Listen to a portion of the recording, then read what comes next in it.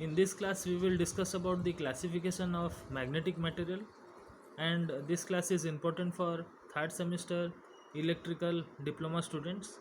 So we will discuss about classification of magnetic materials under the chapter magnetic material. So what are the forms or types of magnetic material classified? We will discuss that the material can be classified into non-magnetic and magnetic materials. So broadly we can classify materials into two types based upon their magnetic nature, that is magnetic type or your non-magnetic type. Non-magnetic material are those which do not respond to an external magnetic field.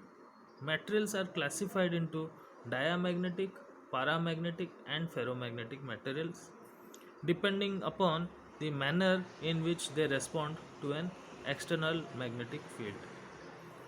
So they can be of three types, that is your diamagnetic, paramagnetic, and ferromagnetic, and it's depend upon the manner in which they respond to an external magnetic field.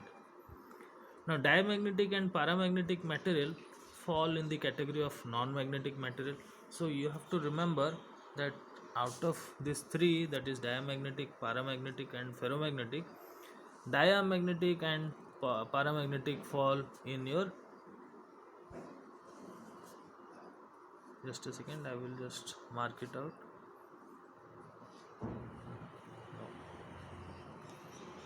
Yes, now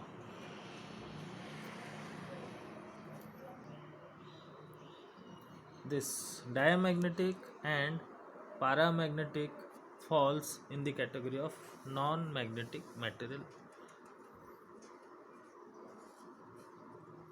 Yes, material. Ferromagnetic materials are classified as magnetic. Most of the discussion in the following section will be confined to ferromagnetic materials. So we will be discussing on ferromagnetic materials mostly.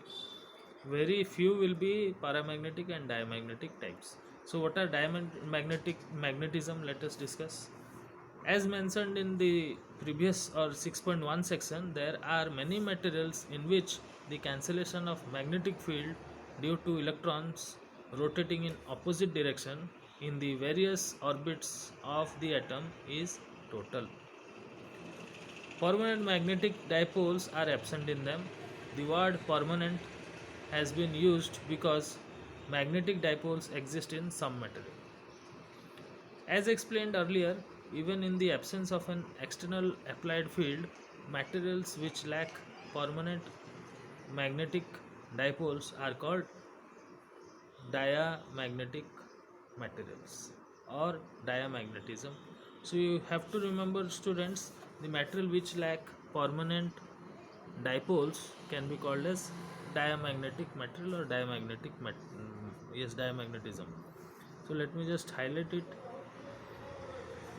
for your easy remembering of the definition.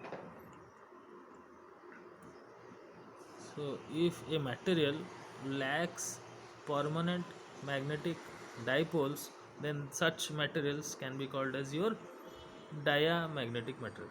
If an external magnetic field is applied to a diamagnetic material, it induces a magnetization M in opposite direction to the applied field intensity. This means that the relative permeability, which is denoted by mu r of a diamagnetic material, is negative. This makes diamagnetism unimportant for electric engineering application, and therefore further explanation of diamagnetism is not considered necessary for the purpose of this course. So we will now discuss about paramagnetism. Many materials have small but positive relative permeability. Such materials are called paramagnetism or paramagnetic material. In such material, the individual atomic dipoles are oriented in a random fashion, as in the diagram. So students, what are random fashion diagram? So if they are not oriented in a single direction, rather they are oriented in different direction, as in the diagram shown. I will just mention here also. So this is a direction, this is a direction, another one, this one, and this way. So they are not aligned in a single direction, they are multi-directional, and no one is, or you can find that no one is in a single direction, so all are in different direction. So such orientation will lead to paramagnetism. The result magnetic field is thus negligible. On application of an external magnetic field, paramagnetic or permanent magnetic dipoles orient themselves parallel to the applied magnetic field and give rise to positive magnetization M. However, for reason which are beyond the scope of the course, the orientation of dipoles parallel to the applied magnetic field is not complete. Therefore, the magnetization M is small. The relative permeabilities of paramagnetic materials are therefore very approximately unity. Thus, paramagnetic material have negligible application in the field of electric engineering. So, in this last two paragraph, we have discovered, or we have found out, that except ferromagnetic materials, the other two, diamagnetic and paramagnetic materials, are not used frequently in the field of electrical engineering. Now let us discuss about ferromagnetic materials or ferromagnetism. Ferromagnetic materials are generally crystalline solids. The permanent atomic dipoles are aligned parallel to each other within a group called domains. So they are aligned in a permanent atomic dipoles and are called, within a group, are called domains. In the figure, each domain is therefore at all times completely magnetized. However, in magnetized state, the various domains within the material as a whole have zero magnetization. To give the material a net magnetization,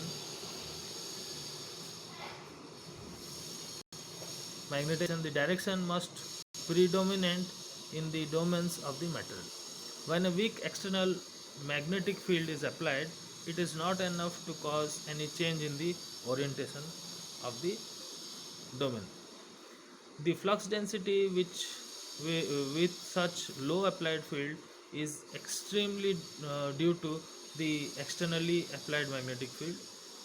When the externally applied magnetic field is increased, a stage is reached when, although it is still weak, the domain will start orienting themselves such that their resultant magnetic field coincides with the external applied magnetic field, and the material will develop a strong magnetic field in its own.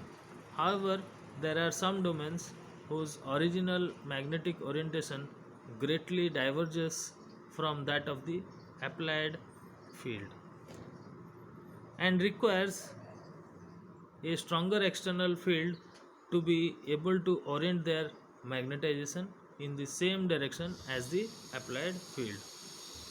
This means that those domains whose original direction of magnetization is less divergent from that of the applied field will be aligned by a comparatively weak external field, and the external field will have to be strong and stronger in order to align the domains whose direction of magnetization is more and more divergent from that of applied field.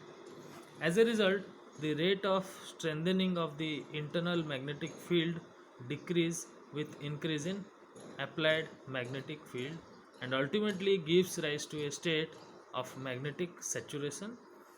This explanation leads to the magnetizing curve of a ferromagnetic material. So there is a diagram shown to you, students. This diagram is commonly known as your magnetization or magnetization curve of a typical ferromagnetic material. and it is uh, yes, typical ferromagnetic material. Now we will discuss about magnetization curve, which is very important as far your semesters are concerned. So with very weak external applied field H, the flux density B rises in direct. This means that during thus the point X in the diagram 6.3, the domains of the or ferromagnetic material are not themselves parallel to the applied field, and therefore the material is not magnetized. The flux density is entirely due to external field. Thus, the permeability, which is denoted by the symbol mu, is equal to B by H. That is the slope of the curve, or the slope of the B versus H slope or curve of the material up to the point X is constant. So there is the point X, students, you can check it out. This is the point X. So up to this point it is constant. What happens next?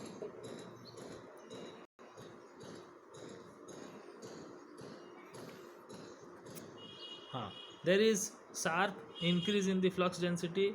This is because the external field, through though still small, is strong enough to orient parallel to its own axis a large number of domains. This means that up to the point Y, the permeability of the material is no longer constant but keeps sharply increasing. So where is that point? That point is Y. This point is Y. Now,